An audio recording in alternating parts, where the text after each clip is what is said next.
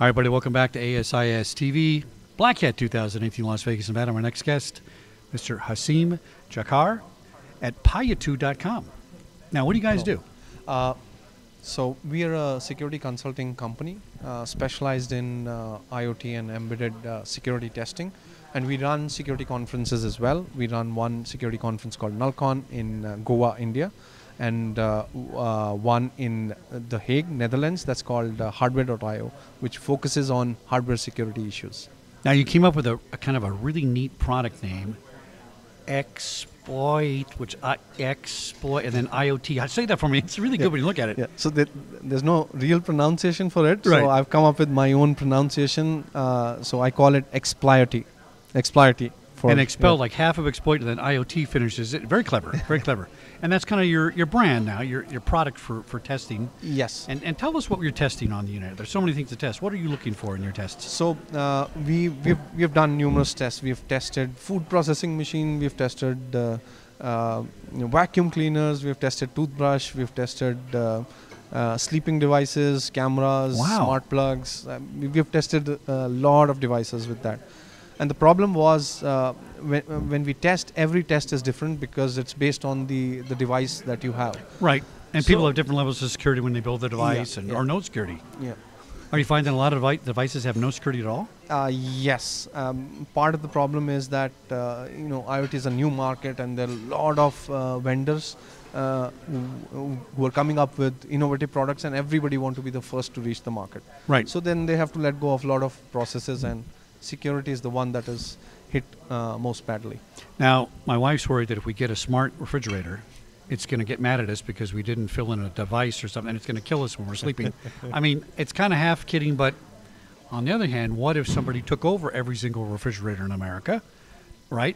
And turned them all off or did something? I mean, nobody's going to die from that, but it could ruin everybody's food. Yes. So this is an actual threat that I think is kind of overlooked, and I'm wondering if it's getting traction on the IT side of it. Consumers are like, hey, I can put my list in my refrigerator, but the IT guys know it's dangerous, right? Yeah. So there are two aspects to it. If we're talking about home automation devices, the risk is fairly low. For example, fridge, all it can do is either spy on you, right, or sniff your data within the network, or maybe just turn off and your food goes stale.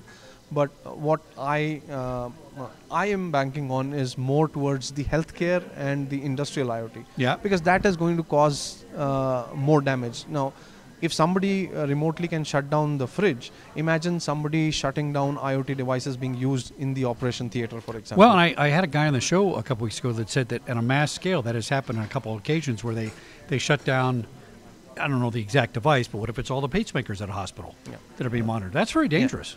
Yeah. So that is the real threat, and I think since we are right now more on the research and innovation phase when it comes to healthcare IoT and industrial IoT, transportation, so there are not many incidents that have happened. I think it'll take an incident for people to realize that this is a serious threat, and we don't have to come up with really complex exploit where we have to maintain a session or we have to have access to the device to monitor the device. No, if it's a critical device attached to your body doing something to your body during the operation, just shut it down. That's right. Yeah. Now, how do you go about testing? I mean, what's the process? So the pacemaker company calls you up and says, you know what, let's do a penetration test on all our pacemakers. I want you to see how resilient we are. Is that kind of how it works? Or do you just pick things off the web and say, hey, I tested your device and you got a problem? Both. Okay. Both, yeah. So whenever we are free, we pick up devices from the internet, we test and we say, hey, we found this vulnerability. And whenever there's client coming in and asking for a pen test, so if they're not aware of what are the security threats, we try and educate them that if you're testing IoT, it's not just about testing your hardware. What about if your cloud has vulnerabilities? Right. Then what? If somebody can access your cloud, then they can access all the devices installed around the world. So and the process when we started was very, very difficult because each test was different. And then we had to find out tools for different protocols for different products, and that caused a lot of wastage of time. So then last year I thought enough of it. I'm going to write an open source framework Okay. that can help everyone. So I'm going to implement all the different technologies and protocols, starting from internet to radio to hardware interfacing, so that you don't have to figure out, oh, what do I do with this hardware Right. now. You have tests that you can run using the framework. So are you one of the are you the only company that kind of has this database standardization, so to speak? In other words, you've collected this information, and now you said this is a standard for this device, that's a standard for that device.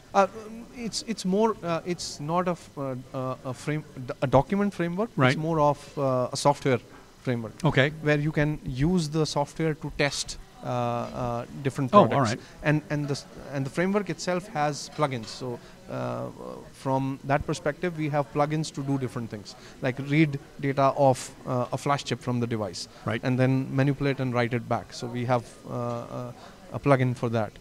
If you want to communicate with the cloud or with the device that is using a separate protocol, not your standard HTTP or TCP/IP based protocols, then we have plugins for that.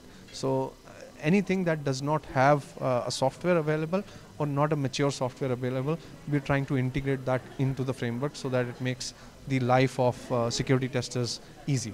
How many people are doing this? How many other companies are in this space?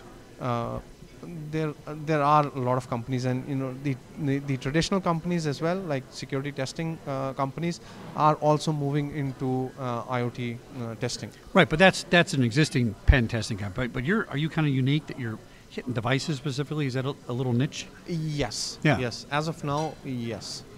And how many devices do people think are on the internet now? Are we in the billions yet? Millions, probably. I read one of the Gartner report that says millions for sure. Yes. Millions for sure, yeah. Well, I'm not sure whether we've reached billion, but I think we will be pretty soon reaching. It's going to be. I mean, eventually, everybody in the world's going to have a cell phone. That's 7 billion Yes. cell phones. That's going to be a problem. Yeah. And that's a device, right? Yes. Oh, by the way, are you testing phones too, or are they just IoT devices? Both. Okay. Both. Yeah. What are we finding are some of the exploits in the phone world now? Are phone security pretty good when you have a Samsung or an Apple, right? Yeah. Yeah. But again, it depends from vendor to vendor. If you have some of the, for example, if you keep hardware interfaces open on the phone, Right. then pretty much anybody can try and get inside your phone to extract information. That depends on vendor to vendor how they protect their hardware. Right. Asim Jakar, Payatu, Payatu.com. Check them out. Pen testing for devices, Internet of Things, and say that description again. Exploity. It's very clever. Look it up when it's spelled. It looks even better. Back in a minute here on Black Hat USA 2018, SecurityGuideTV.com and ASISTV.com. Thanks for coming on the show. Thank you. Thanks. Excellent. Thanks.